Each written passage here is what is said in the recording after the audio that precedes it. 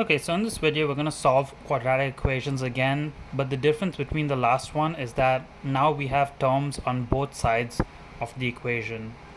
So typically the first step is to move everything to one side, and I like to always move all the terms to the side that makes the x squared term positive. So I'm going to move the 3x to this side, so x squared minus 3x equals to 0.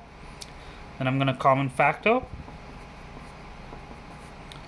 And then I know my solution is x equals to 0 or x equals to 3. Same thing for this one. I'm going to move the 1 to this side. So 4x squared minus 1 equals to 0. I'm going to factor by difference of squares. So 2x plus 1, 2x minus 1 equals to 0. X equals negative 1 over 2 or x equals to 1 over 2 are my two solutions. Okay, in this third one, again, I'm going to move these two terms to this side because I want to keep my x squared positive. So x squared minus 17x plus 30 equals to 0. I'm going to do my man method. My m is 30, my a is negative 17. So my two numbers are negative 15 and negative 2. So x minus 15, x minus 2 equals to 0. So x equals to 15 or x equals to 2 are my two solutions. In this fourth one, all the terms are on the same side, but what I notice is my x squared term is negative. So I want to move them all to the other side to make my x squared positive. So I have 0 equals x squared plus 10x plus 24. And then I'm again going to solve using my man method. My m is 24, my a is 10, so my two numbers are 6 and 4. So 0 equals x plus 6, x plus 4, x equals to negative 6, x equals to negative 4 are my two solutions.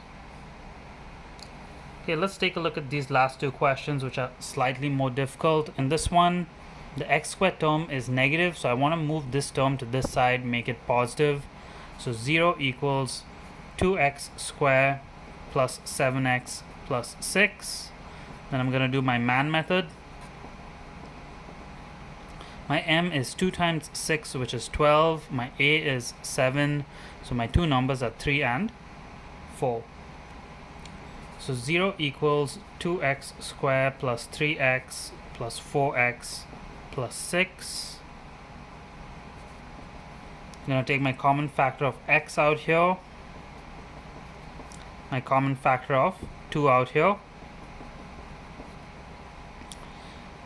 and then I'm left with 2x plus 3 x plus 2. So my solution here is x equals to negative 3 over 2 and x equals to negative 2. Okay, and final question. Again, my x squared term is negative, so I want to move these two terms to this side, make my x squared term positive. So 0 equals 6x squared minus 15x, and the 9 is going to become minus 9. So I move these two terms and change the signs to this side. Now, one thing in this question that you should notice is that there is a common factor of 3.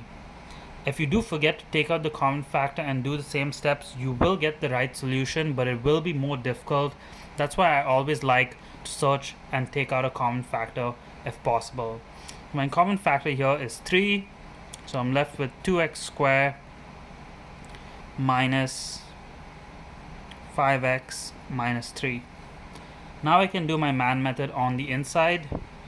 My m is negative 6, my a is negative 5, so my two numbers are going to be 6 and on negative 6 and 1. Okay, now we can do decomposition on the inside. So 0 equals to 3, 2x squared minus 6x minus x minus 3. Oh no, plus x minus 3. 0 equals, I'll put my dotted line over there, 3. And now I'm going to use a square bracket. So my common factor is 2x, x minus 3,